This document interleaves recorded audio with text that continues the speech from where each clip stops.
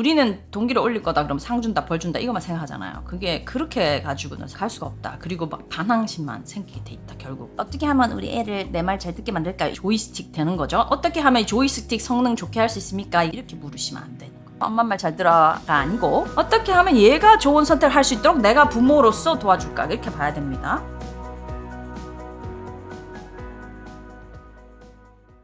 우리가 지금 무기력 시리즈 계속 하고 있는데 무기력해지는 이유가 뭐 의지가 없고 뭐 애가 게으르고 그런 게 아니고 동기가 없기 때문이다. 동기의 뿌리가 없고 동기가 뭐 안 나오니까 아무것도 우리도 동기가 없으면 안 할 거다. 그래서 우리가 자기 결정성 이론을 가지고 왔어요. 동기를 어떻게 올릴 것인가. 특히 내적 동기.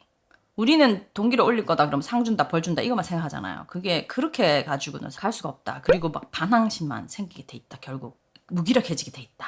그래서 내적 동기 일으키는 세 가지 했죠. 자율성, 유능감, 내가 할 수 있다, 나간 잘하고 있다, 난 배우고 있다는 느낌. 그다음 관계성, 난 사랑받고 있다, 이 안에 소속해 있다 이런 느낌. 그래서 이제 오늘 자녀 얘기를 하려면 자녀의 이 세 가지 요소를 키워줘야 되는 거예요. 이게 세 개가 다 무너지면 애가 자율성 없고 유능감 없고 못하는 것 같고 뭐 나를 사랑해주고 지지해준 사람 없으면 다 무기력해지잖아. 그래서 다시 정해야 돼요. 스스로 목표를 정하고 달성하는 사람, 가고자 하는 길을 가는 사람. 실패할 수 있잖아요. 다 실패하잖아요. 딛고 일어나는 사람, 타인과의 건강한 관계. 이렇게 가야 돼요. 부모의 고민이 어떻게 하면 우리 애를 내 말 잘 듣게 만들까요? 조이스틱 되는 거죠. 어떻게 하면 조이스틱 성능 좋게 할 수 있습니까? 이렇게 물으시면 안 되는 거. 어떻게 하면 아이가 좋은 선택을 하게 도와줄까? 그래서 이제 키울 때 어떻게 하면 얘가 스스로 좋은 선택을 할 수 있도록 내가 도와줄까? 당연히 처음에는 그냥 놔두면 엉뚱한 선택을 하겠죠. 어떻게 하면 얘가 좋은 선택을 할 수 있도록 내가 부모로서 도와줄까? 이렇게 봐야 됩니다. 엄마 말 잘 들어가 아니고 규칙을 따르자.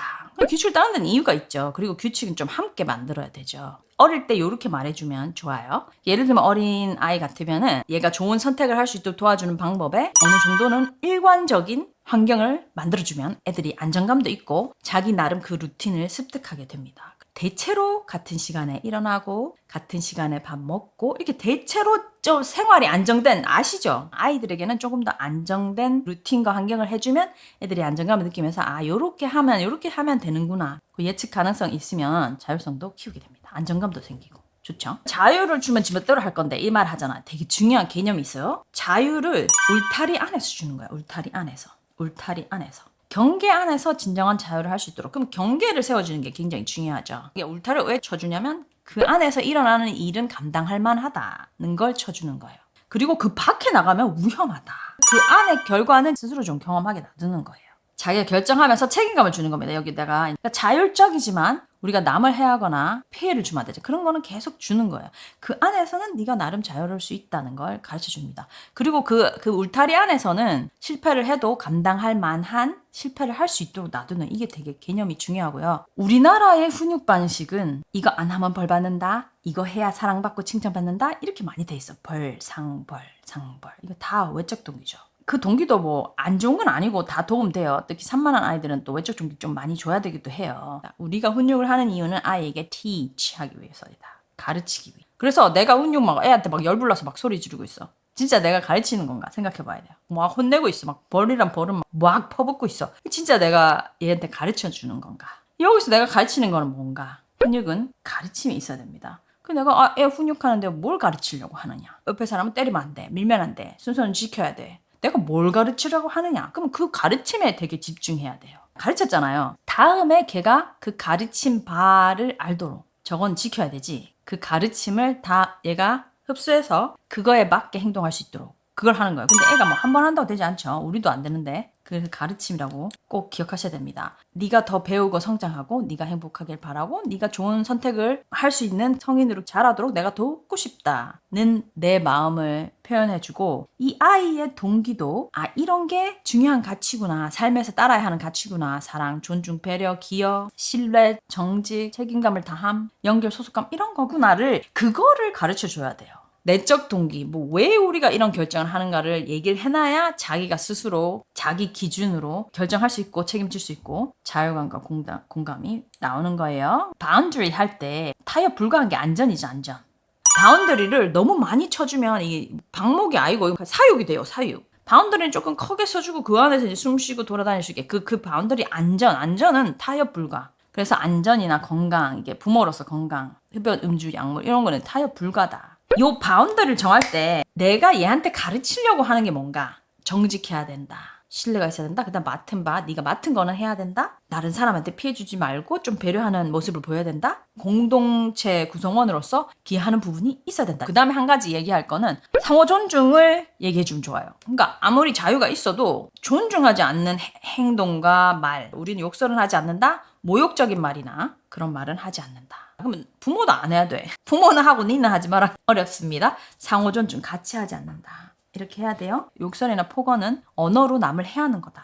그 대신 가르쳐줘야지. 그럴 때는 이렇게 말을 해야 된다. 화나요. 그건 하기 싫어요. 제가 이래서 나 짜증나요. 뭐 이런 거. 좀 예시를 들어드릴게요. 유아기에는 낯선 사람 따라가면 안 된다. 낯선 사람이 뭐 줌 받으면 안 된다. 누가 맞은 사람이 너를 만지면 안 된다. 이런 거 이제 기본적인 거. 근데 이제 아동기가 됐어. 또 똑같죠. 나 모르는 사람 따라가지 말기, 연습하기. 그 다음에 이제 요런 거 디지털 사용은 어떻게 해야 된다. 물론 아동기에는 뭐 보는지 이런 건 다 봐야 되죠. 디지털 같은 경우는. 학교에서 등교 가고 숙제 준비물 챙기는 건 네가 해보자. 체크리스트 엄마가 도와줄게. 그러니까 네가 한번 해봐. 도와줄게. 주체는 아이가 될 수 있도록. 체크리스트를 써준다거나 같이 한번 다 쌌어 어떻게 같이 한번 볼까? 요 정도는 해줄 수도 있어요. 근데 엄마가 막 다 싸줘. 엄마가 막 보면서 엄마가 막 가방 다 넣어줘. 그거는 바람직하지 않습니다. 그리고 만약에 얘가 한두 개 빠져는 걸 경험해도 괜찮다. 이걸 알아야 돼. 엄마가 얘가 막 책을 몇 개 안 들고 하고 난리가 났어. 큰일 났다. 그렇게 큰일 난 건 아니에요. 그 정도는 괜찮아요.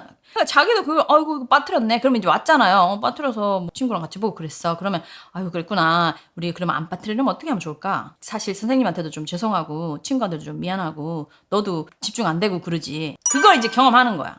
그걸 다 막아줄 필요는 없어요.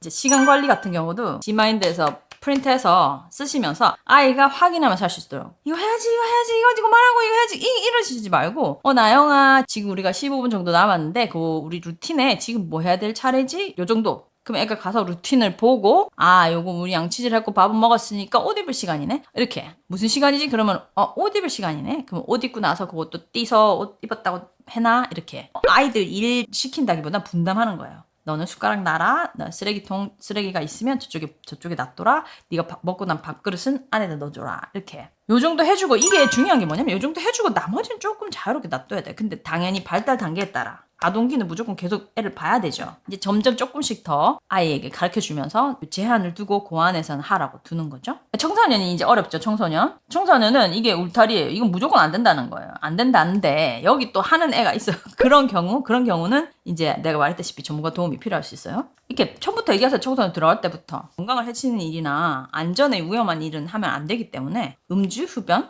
약물 같은 거는 절대로 안 된다. 그렇게 얘기하고 왜 안 되는지 얘기해 줘야 되죠. 이거는 너의 판단력을 흐리하고 어떤 행동이 나올 줄 모르고 또 중독되고 이거는 안 된다. 같이 아주 어릴 때부터 이건 안 된다고 얘기를 해주고 안 되는 게 말하는 것도 설명해주고 만약에 이렇게 누가 친구들이 한다 그러면 너네는 니네가 하는 거야 뭐 나는 하고 싶지 않아 다른 거 안 하기로 그렇게 나는 결정했어 이렇게 자기가 그런 말을 할 수 있도록 애들이 이렇게 말도 연습해주고 이게 했는 경우에 어떻게 될 건가 이런 질문도 많이 나와요. 했는 경우에 어떻게 될까 이 참 쉽지 않은데요. 왜냐면 청소년을 통제하기 어려워요. 같이 얘기해 볼 수 있어. 같이 외출 금지가 있다거나 폰 같은 걸 못 쓴다거나 이게 있을 수 있죠. 근데 이게 참 쉽지 않아요. 이 부분. 그러니까 이렇게까지 가면 전문가 도움을 받으셔야 될 수 있습니다. 자, 그 다음에 오늘 그 책임감을 줄 수 있는 우리가 벌이라고 생각하는데 벌이라고 생각하지 말고 결과라고 해요. 영어로는 consequences. 너의 행동에 따르는 결과가 있다 이 말이야. 네 행동에 따르는 결과가 있다 이 뜻이에요. 그러니까 벌이 아니고 너의 행동에 따르는 결과가 있다. 아이에게 자율성을 주면서 책임감을 가치 있게 하는 거. 어떤 선택을 해서 했을 때 결과를 보고 내가 그걸 책임지는 거. 그 책임감. 자유롭게 선택을 했을 때 책임감이 있잖아. 책임져야 할 일이 있잖아. 훈육할 때 쓰는 결과에 두 가지 종류의 결과가 있어요. 하나는 자연스러운 결과. 그 행동에 따라 자연스럽게 오는 거야. 예를 들면 숙제를 안 하갔어. 숙제를 안 한 자연스러운 결과는 뭡니까? 일단 선생님이 좀 야단치시겠죠. 싫어하시겠죠. 뭐 내용을 내가 숙제를 안 하니까 잘 모르겠죠. 숙제를 하는 이유가 있잖아. 좀 배우기 위해서. 덜 배웠겠죠. 그게 자연스러운 결과인 거예요. 그래서 좀 못했어. 이 정도 하면 시간 대충 덜 했어. 그럼 이게 좀 시간이 모자라네. 일단 그럼 오늘 그렇게 해서 그럼 덜 한 걸 그럼 점수도 깎이거나 뭐가 있겠죠. 벌점이 있거나. 그럼 이제 다음날 와서 그렇게 하니까 안 되는데 시간을 좀 늘려볼까. 어려움이 있었을 때 결과를 보면서 자기가 책임을 있다는 거를 배우는 그게 자연스러워요. 근데 논리적 결과라고 있어요. 이걸 또 인위적이라고도 말하긴 해요. 미리 정해놓는 결과를 너가 숙제 안 하면 TV 못 본다. 솔직히 숙제하냐 TV 안 보냐는 진짜 상관없는 일이잖아 사실. 근데 이게 연결을 시켜놓은 거지 일부러 논리적으로. 네가 숙제도 안 했는데 놀면 안 된다 약간 이런 논리가 들어가서 그러면 아이들이 이제 원하는 그 결과를 피하기 위해서 하는 거지. 숙제를 하는 거죠. 아이들 때는 이 논리적 결과를 해줄 필요도 있어요. 내부 동기가 더 잘 좀 안 생기는 이 ADHD가 있는 아이들이란가 산만하거나 막 이런 경우 또 되게 미성숙하면 이렇게 외부의 논리적 결과를 해줘야 될 수도 있어요. 근데 전반적으로 우리가 가야 할 방향은 자연스러운 결과를 겪게 해줬을 때 사실 책임감을 더 배워요. 저기 방 청소하는 것도 이제 애기들 때도 같이 하는 방향으로 해보세요. 같이? 그거를 자기가 경험해야지. 안 되는 사람도 있어요. 그 대신 공공 공간은 더럽히면 안 된다. 가치를 가르쳐줘야지. 배려가 있고 기여가 있고 하는데 네 방은 또 이제 네가 청소년이니까 네 방은 네가 알아서 한다 하더라도 여기 엄마 아빠가 다 편안하게 쉬는 공간이라 우리가 다 편안하게 쉬어야 되는 그런 게 있잖아. 이렇게는 안 된다. 이렇게 또 그 정도는 울타리 쳐줄 수 있죠. 근데 이제 엄마가 다 해주기 시작하잖아. 그럼 어떻게 되냐? 뭐가 잘못됐지? 그럼 뭐라 그럴까? 애가 뭐라 그럴까요? 뭐가 좀 잘못됐어. 그럼 애가 뭐라 그럴까요? 엄마가 왜 안 했냐? 엄마가 왜 안 알려줬어? 그렇게 얘기하죠. 아무것도 하지 말고 내가 다 해준다. 니는 뭐 아무 다른 책임도 없고 공부만 해라. 이 굉장히 수동적이고 무기력한 아이로 기를 수 있습니다. 또 원하는 거 다 사준다. 절대 안 돼. 이건 진짜 아이에게 정말 해가 되는 것 같아요. 원하는 거 다 해준다. 안 돼요. 갖고 싶은 거 못 갖고 아쉬워하는 거, 기다리는 거. 오늘 요 장난감 샀으니까 이번 달엔 요 큰 장난감 샀으니까 뭐 언제까지 안 된다. 자기의 결정에 대한 책임을 지는. 또 애가 좀 크면 아르바이트를 좀 해봐도 된다. 그 대신 뭐 이런 건 줘야죠. 몇 시까지 들어와야 된다. 어디 있는지는 알아줘야 된다. 큰 울타리는 쳐주고 그 안에서 하는 거는 해볼 수 있도록. 오늘 아이를 캡틴으로 만드는 양육 태도. 아이 나름의 그렇게 행동하는 어떤 이유가 있었을 거다. 그 아이 나름의 그 어떤 욕구를 충족하려는 게 그렇게 표현된 거다. 그런 이해를 해주라는 거지. 네 맘대로 하라는 게 아니고 방임하라는 게 아니고 그런 다음에 그 아이가 어떤 상황에서 그런 일이 일어났느냐 너는 어떤 생각이 들었느냐 이렇게 진심으로 얘기해 주는 거지. 그러면서 어떻게 됩니까? 가치를 얘기해 주지.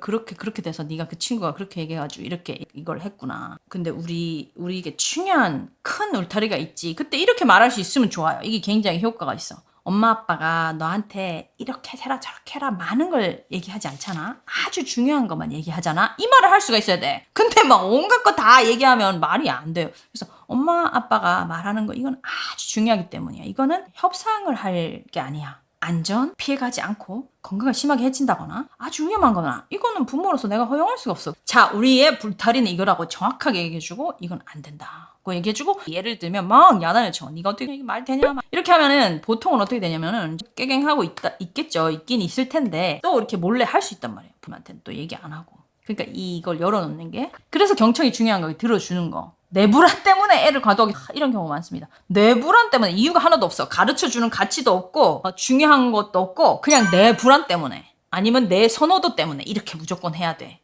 그러면 안 되지. 그러고 있는지 앞에 그 기준을 잘 둬야 돼요. 내가 이 아이를 어떤 아이로 키우고 싶은가? 내가 생각하는 성공적인 성인은 무엇인가? 항상 기본을 좀 탄탄하게 해놓으면 그 안에서는 어느 정도 이래도 되고 저래도 될 수 있다. 그렇게 하시면 좋겠어요.